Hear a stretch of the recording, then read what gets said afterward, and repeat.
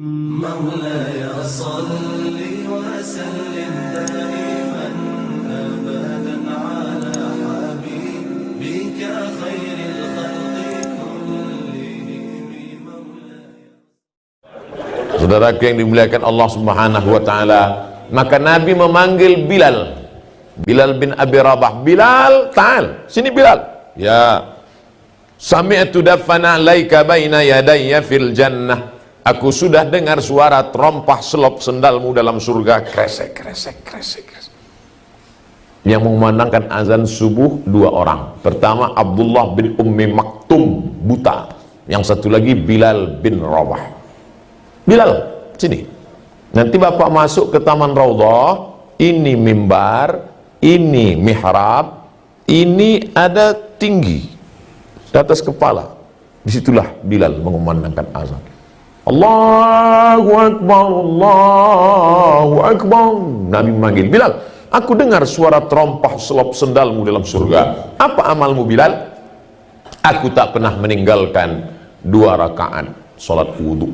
Bagi yang belum melaksanakan, pulang dari sini nanti malam usolli sunnatal wudu raka'ataini lillahi ta'ala. Mana yang dulu Pak Ustaz? Tahiyatul masjid atau wudu? Tahiyatul masjid dulu. Habis tahiyatul masjid baru salat sunat wudu. Siapa yang salat sunat wudu dulu, maka otomatis tahiyatul masjidnya sudah. Karena tahiyatul masjid itu dilaksanakan sebelum duduk. Idza dakhala ahadukumul masjidah. Kalau kamu masuk masjid fala yajlis, jangan duduk hatta yusalli rak'ataini, sampai salat 2 rakaat. Kalau sudah duduk tidak ada lagi tahiyatul masjid. Maka pertama kali masuk tahiyatul masjid. Habis itu salat sunat wudu. Apa hubungan Bilal dengan persaudaraan Ustadz Somad? Seandainya yang dipanggil Nabi itu Ali. Hai Ali, sini. Aku dengar suara terompahmu dalam surga. Berarti kau sudah masuk surga. Ya enggak heran. Ali kan sepupu Nabi. Ali kan menantu Nabi. Ali kan Quraisy, anak muda, cerdas, ganteng. Andai yang dipanggil Nabi itu Utsman. Aku dengar suara sendalmu dalam surga. Ya biasa aja. Utsman kan menantu Nabi. Utsman kan kaya. Seandainya yang dipanggil Nabi Umar, oh ya Umar karena dia tegap, gagah, perkasa. Seandainya yang dipanggil Nabi Abu Bakar, sini, aku dengar suara terompah sendalmu dalam surga. Ya Abu Bakar kan yang paling banyak mewakafkan hartanya. Pindah dari Makkah ke Madinah, semua biaya, ongkos transportasi, makan, konsumsi, biaya ditanggung oleh Abu Bakar Siddiq. Tapi yang dipanggil Nabi bukan Abu Bakar, bukan Umar, bukan Utsman, bukan Ali, tapi Bilal. Aku dengar suara sendalmu dalam surga. Padahal Bilal miskin, susah, melarat, budak, hamba sahaya, berkulit hitam, bukan Quraisy. Mesir, Nubia, Sudan. Mesir, Nubia, Sudan. Ada kampung kecil namanya Nubia, itu kampungnya Bilal bin Abi Rabah. Afrika Utara. Bapak Ibu tahu warna kulit orang Afrika Utara 2 saja, hitam dan hitam sekali. Banyak keluarga-keluarga saudara-saudara Bilal yang ada di Makkah, di Madinah, yang sesuku dengan beliau, orang Afrika. Itu yang dipanggil orang Afrika. Rambutnya kalau panjang sedikit, bulat-bulat seperti jagung. Bibir tebal, hitam. Dia senyum, kita takut. Itu yang dikatakan Nabi. Apa makna terompahnya sudah masuk surga? Apa makna sendalnya terdengar di surga? Artinya dia dijamin Allah Ta'ala melalui wahyu kepada Muhammad SAW bahwa Bilal bin Abi Rabah masuk surga. Bukan karena kulitnya, bukan karena sukunya, bukan karena kastanya, tapi karena amal dan kesucian hatinya. Ternyata Bilal nampaknya kasar, rambutnya keribu, kulitnya hitam, tapi hatinya lembut luar biasa. Bilal berhati lembut. Di mana lembutnya hati Bilal Ustaz? Meninggal Nabi Muhammad sallallahu alaihi wasallam, Bilal tak lagi sanggup mengumandangkan azan di Masjid Nabawi. Maka Bilal pun pindah ke Syam. Di Syam lah dia. Meninggal Nabi, naiklah Abu Bakar Siddiq. Dengan debat yang luar biasa. Tempat berdebat itu namanya Saqifah Bani Sa'idah. Saqifah, tempat yang ada atapnya. Kalau sekarang balai pertemuan seperti ini. Saqifah dari kata saqaf. Saqaf artinya atap. Menghadap ke arah kiblat, Masjid Nabawi, kiblat, sebelah kanan ada gedung Museum Asmaul Husna, sebelah Museum Asmaul Husna ada Saqifah Bani Sa'idah. Bapak-bapak sudah ke sana? Alhamdulillah. Sengaja pemerintah Saudi Arabia, tanah termahal di dunia, Makkah Madinah, kalah tanah Las Vegas, tapi tanah ini tidak boleh dibangun hotel. Untuk menghormati apa? Karena disinilah perdebatan sahabat untuk mengangkat pemimpin setelah Nabi Muhammad sallallahu alaihi wasallam. Nabi Muhammad sudah meninggal. Siapa penggantinya? Bukan penggantinya sebagai nabi, bukan. La nabiyya ba'dah. Tak ada nabi setelah dia, tapi menjadi pengganti kepemimpinan Islam. Itu pentingnya Islam mengangkat pemimpin. Kata orang Makkah, yang akan menjadi pemimpin adalah Umar. Kata orang Madinah, calon kami adalah Sa'ad. Waktu itu ada dua calon, satu Umar, satu Sa'ad. Datang Abu Bakar membacakan hadis. Apa kata Abu Bakar? Al-a'immah min Quraisy, pemimpin mesti berasal dari Quraisy. Dengan dibacakannya hadis pemimpin mesti keturunan Quraisy, maka tereliminasilah Sa'ad, karena Sa'ad bukan Quraisy. Marahkah dia? Tidak. Karena Nabi berkata, minnal amir wa minkumul wazir. Pemimpin dari golongan Quraisy, sedangkan dari Madinah akan menjadi wazir, menteri-menteri, pembantu nanti. Kalau begitu, Umar yang kita pilih. Umar pun rendah hati. Kata Umar, ada yang lebih layak daripada aku. Siapa? Orang yang waktu Nabi sakit tidak bisa jadi imam sholat, dan yang ditunjuk Nabi menjadi imam pemimpin sholat, itulah sebenarnya signal untuk menjadi pemimpin di luar sholat. Siapa yang disuruh Nabi waktu sakit jadi imam sholat? Abu Bakar Siddiq. Maka Abu Bakarlah diangkat melalui baiat. Mana Ali? Oh, Ali sedang menjadi oposisi karena tidak setuju dengan Abu Bakar. Kata orang yang tak ngerti sejarah, Ali di mana waktu itu? Kenapa Abu Bakar dengan Umar saja di Saqifah Bani Sa'idah? Ali mengurus jenazah Nabi Muhammad sallallahu alaihi. Ali, Abbas, Abdullah bin Abbas, Hasan, Husain, mereka mengurus jenazah. Orang yang suka melintir sejarah, dipelintir ini. Lihat betapa tamaknya Abu Bakar dan Umar, betapa rakusnya penjahat-penjahat politik ini. Sementara Ali sibuk mengurus jenazah Nabi, karena mereka lebih mementingkan Nabi. Sementara ini orang tak peduli jenazah Nabi.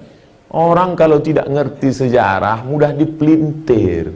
Abu Bakar dengan Umar mementingkan Islam, karena kalau satu malam tanpa pemimpin hancur dunia. Maka Abu Bakar dengan Umar, Utsman, sahabat berkumpul di Bani Sa'idah untuk cerita masalah politik kepemimpinan. Sedangkan Ali, Abbas, Abdullah bin Abbas, Sayyidina Al-Hasan, Sayyidina Al-Husain, Sayyidina Fadl bin Abbas, mereka mengurus jenazah. Karena dalam Islam diajarkan kalau kita mati, yang ngurus jenazah kita siapa? Keluarga. Pahami sejarah ini dengan baik. Bukan Abu Bakar dengan Umar tamak, rakus kekuasaan lalu meninggalkan jenazah Nabi. Mereka sudah bagi-bagi tugas untuk mengurus jenazah Nabi. Sayyidina Ali, Sayyidina Abbas, Sayyidina Abdullah bin Abbas, Sayyidina Fadl bin Abbas, Sayyidina Hasan, Sayyidina Husain, untuk mengurus masalah politik. Bukan mereka ada konflik, tidak ada konflik. Makanya kita dua-duanya kita sebut Allahumma salli ala Sayyidina Muhammad wa ala alihi wa sahbihi. Kita cinta keluarganya, kita juga cinta kepada sahabatnya. Ini penting supaya kita tidak dipelintir. Oh, itu cerita di Saqifah tuh Pak Ustadz. Ya, saya udah foto-foto di Saqifah. Pengetahuannya belakangan. Nanti waktu update masukkan cerita ini. Nah, saya udah update kemarin Pak Ustadz. Update sekali lagi. Ini edisi revisinya. Jadi kita sedang menebarkan kebaikan-kebaikan kepada teman-teman, kepada sahabat-sahabat kita. Lalu kemudian maka naiklah Abu Bakar menjadi khalifah. Abu Bakar jadi khalifah cuma 2 tahun. Setelah itu dia pun meninggal juga. Naik jadi khalifah umur 61, meninggal umur 63. Lihatlah Sama dulu dengan Nabi satu tempat waktu hijrah, dan dia ingin setelah mati pun kuburnya dekat juga. Aku ingin kuburku dekat dengan Nabi Muhammad sallallahu alaihi wasallam. Indahnya Abu Bakar, waktu hidupnya dekat Nabi, setelah meninggalnya pun dekat dengan kubur Nabi. Kita hidupnya jauh, mati pun jauh. Masih ada kesempatan untuk dekat-dekat dengan Nabi. Pulang dari sini, nanti sore, nanti malam, besok pagi. Habis itu jauh. Jauh dari Pekanbaru, dari Riau, dari Jakarta, dari Sumbar. Gimana nih Pak Ustaz? Kau tetap bisa dekat dengan Nabi. Kapan? Waktu kau katakan Assalamu alaika ayyuhan nabiyyu wa rahmatullahi wa barakatuh. Saya kalau mengucapkan orang nun yang jauh di sana, Assalamu alaihi, peace be upon him, bahasa kampung kami. Tapi kalau orangnya di depan, Assalamu alaika, peace be upon you.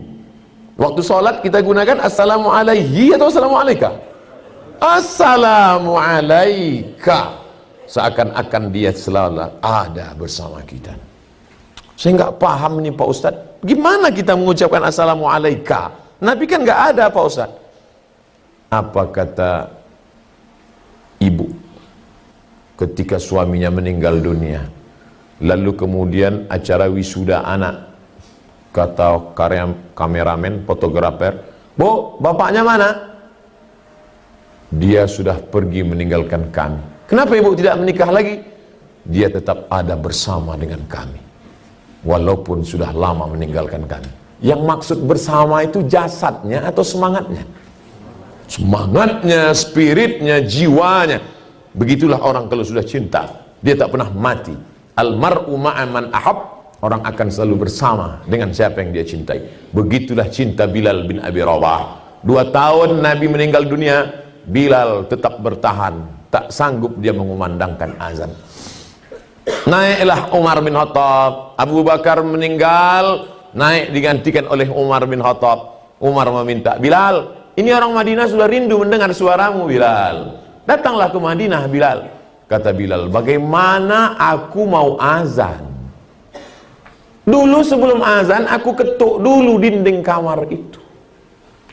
Kamar itu, kamar yang di samping Raudhah itu, sebelum azan Bilal mengetuk dulu, Assalamualaikum ya Rasulullah. Waalaikumsalam. Sudah boleh aku azan kumandangkan? Apa kata Nabi? Aqimis salah. Aqimis salah. Makanya kalau ada khatib naik ke atas mimbar hari Jumat, aqimis salah, itu artinya komatlah, bukan tegakkan salat. Pernah juga saya dengar khatib mengucapkan aqimus salah. Aqimu artinya komatlah kalian semua.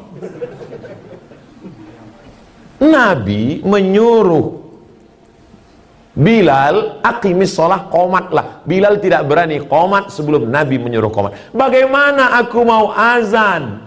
Dulu habis azan aku qobliyah. Habis qobliyah aku mengetuk pintu itu. Nanti kalau aku azan di sana, pintu itu aku ketuk, siapa yang menjawab? Umar diam. Aku bisa azan di sana Umar. Tapi nanti kalau aku azan, habis itu aku qobliyah. Habis itu aku ketuk pintu itu. Adakah yang menyuruh aku aqimis shalah? Kata Bilal. Umar terdiam. Sampai akhirnya datanglah ana minal Husain wal Husain minni. Hadis sahih. Husain, Nabi punya anak Fatimah. Fatimah punya anak Sayyidinal Hasan, adiknya Sayyidinal Husain. Datang Husain menghadap. Kata Husain, Bilal, orang Madinah rindu sekali dengan kau. Bisa tak engkau datang ke Madinah? Aku tidak bisa. Tapi ini yang meminta cucunya, yang darahnya mengalir dalam darahku. Wahai Bilal. Bilal tak bisa menolak, karena ini orang yang sangat dekat. Siapa yang ingin melihat Nabi, lihatlah Husain. Maka saat melihat Husain, Bilal seolah-olah melihat Nabi Muhammad sallallahu alaihi wasallam. Maka Bilal pun datang dari Damaskus, siang malam datang.